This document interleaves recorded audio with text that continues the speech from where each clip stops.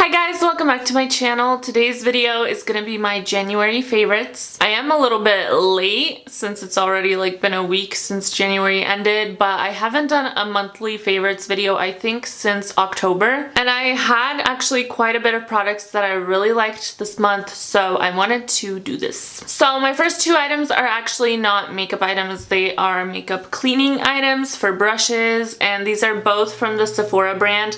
This one is a mini solid brush cleaner, and this one is your daily brush cleaner spray. I talked about this one on my Instagram a lot, so a lot of you guys may already know what this is. Basically what you do with the spray is you take a piece of toilet paper or a paper towel and you just spray a little bit of it on there, and then you take an eyeshadow brush or some kind of bronzer or blush brush that maybe you want to get rid of the color on it, and you swirl it around on the paper. What's great about this is the brush doesn't get wet. It actually is some kind of weird magical formula that keeps it dry, but it cleans off all the pigment. So this is great for when you need your brush right now and it has pigment on it and you don't want to deep clean it and you don't have time to wait for it to dry and all of that. This is amazing and it has been a lifesaver for me. The brush soap I decided to pick up because it had a lot of raving reviews online, and I really like the Beauty Blender brand brush soap, and that one is really expensive. This one is $8, and then they have a larger size that is $14. When you open it, it comes with the soap inside, and then you also get this little cleaner mat, which I thought was really cool. So you just get your brush wet, you dip it in the soap, swirl it around, and then you can clean it on these bristles and it gets all of the gunk out. I love this soap now because it's gentle on my brushes, but it gets all the makeup off and it just leaves them really clean and soft, and it's just so affordable. I feel like the Sephora brand is really underrated, but they have a lot of really good gems. My next favorite this month was the Coconut Skin Smoothie Priming Moisturizer from First Aid Beauty. You guys have no idea how many times it took me to get that name right. I originally bought this for using on clients when I do other people's makeup because this stated that it was oil-free, it was perfect for sensitive skin, and it was just moisturizing but not too glowy or oily or anything like that. So it was perfect for all skin types, for dry, combo, oily, sensitive, all of the above. So I was like, perfect, one size fits all, that's exactly what I need. I started using it on myself and it is amazing. This is $28, which for a moisturizing primer feels kind of steep, but you do get almost 2 ounces of product in here and a little bit of it goes a long way. I usually just use a pea size amount for my whole face. It says you can use this as a base for makeup or just on its own. Some of the reviews on the Sephora website were saying that it was way too glittery to wear by itself, but I didn't find that to be the case. It just seemed to moisturize and give a luminous glow, but it wasn't glitter all over your face. So if you're in the market for a priming moisturizer, if the winter air has been drying out your skin, this is amazing. My next item is the RCMA No Color Powder. I got this product this month and it is a cult favorite, so I have been wanting to try this out forever. Yes, it does live up to the hype. It leaves no flashback, it leaves no color, it just sets your makeup flawlessly and just, it's great. I don't even know how to describe it. My one complaint, which seems to be the complaint around the board, is the packaging. It's just really hard to use the powder. I actually had a little travel size Laura Mercier powder packaging that was empty, so I just put this powder in here and then I can dump out however much I need and use it in this. So that I find a lot more convenient. So if you have some kind of cheap empty powder, I would use that packaging for this. You get 3 ounces in this size and I believe I paid $12, so this will last you a pretty long time and it's a great, amazing deal. You can find this on the RCMA website or on Beautylish or a couple other websites. Just make sure it's actually verified. You can check on the RCMA website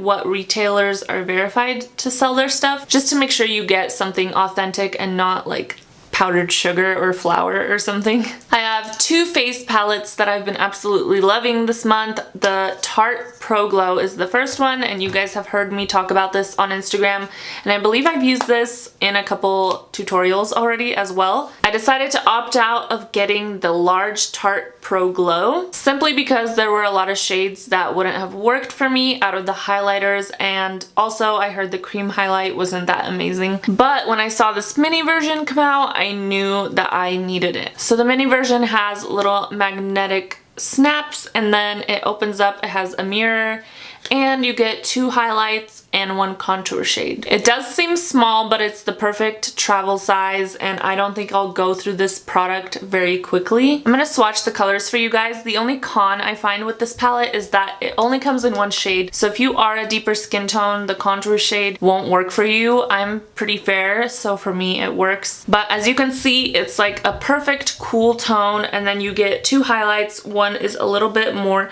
golden and one is a little bit more champagne and pearlescent. I got this palette at Ulta, and I believe I had like the $3 off, and then I also got it on some kind of promotional sale, so I picked it up for $16, but I believe it retails for about $22 or $23, which is not too bad at all. And I just love the convenience of having the contour and highlight in one. My next palette also has the contour and highlight in it, but it also includes a blush. And this one I feel like I like even more than the Tarte Pro Glow. And that is the Flower Beauty Lift and Sculpt Contouring Palette. I picked this up for $12 at Walmart, and as soon as I got home the contour shade was smashed, but I managed to use the little rubbing alcohol trick where you pour it in and you let it dry up and it kind of fixes it. So it's not perfect, but it is usable. I'm just thankful that not all the shades shattered and mixed together, because that would have completely ruined the palette. You get a contour shade, you get a nice blush, and you get an amazing highlight. And they also do have a darker shade. This one is the light medium, and then they have a medium dark. All the shades are super soft and creamy, which also can make them a little bit fragile, which is why my contour shade shattered. So as you can see, you get a nice contour shade, it's not too warm, and then you get a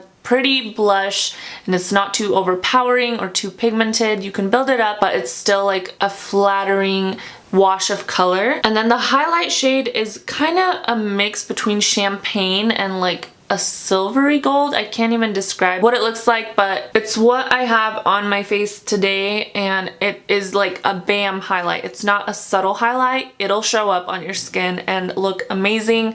It's not glittery. I'm a huge fan of it, and it's so affordable and so great. You get so much product in one little palette. I worry about taking it traveling just because it might be kind of fragile, but this would be such a convenient item to have traveling because you have so much in one. On to my next item. I've talked about this one on Instagram, and it's been my go-to lip item, and that's the Colourpop Fairy Floss Lip Gloss. Kathleen Lights recommended this one, so I had to pick it up, and I love it. I was never a gloss girl in the past. I've mentioned this a couple times on my channel, but I never liked gloss, especially the sticky ones. I hate it. Your hair gets all stuck in it, and it's just a mess, and gets all over everything, and I don't like it at all. But this one is like really soft and creamy, and it doesn't feel sticky on the lips at all, and it just gives you a nice high shine. I'm actually gonna put it on my lips right now. It does have a little bit of pigment, like if you have a darker lip underneath, you'll be able to see.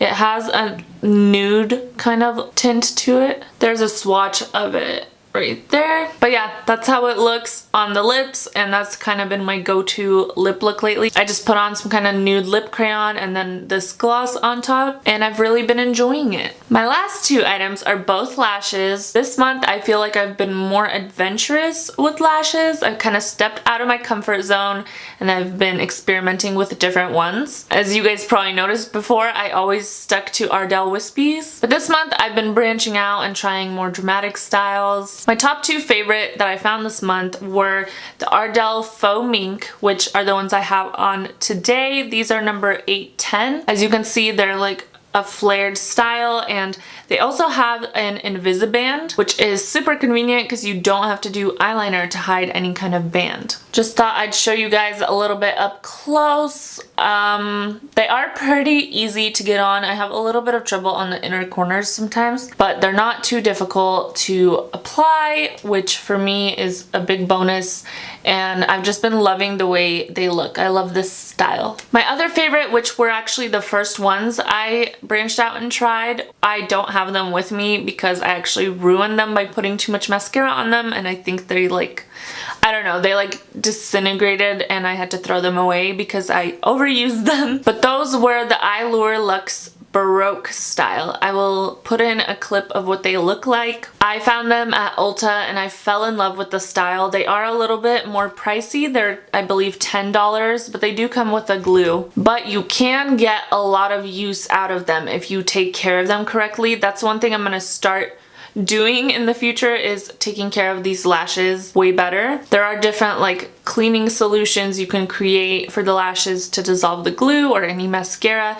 And another thing is to try not to get much mascara on them at all. I'm still learning about all of that, but $10 isn't too bad because you can get very many uses out of it. I believe I used them at least 7 times. But yeah, I just love how fluffy they look, and I believe they're also made in the Faux Mink style. They're meant to mimic the fluffiness of mink lashes. I believe that is all the favorites I had for this month. I would love to hear a favorite product of yours from this month, so comment that down below if you have one. As always, thank you guys so much for watching, and I'll see you guys in my next video. Bye!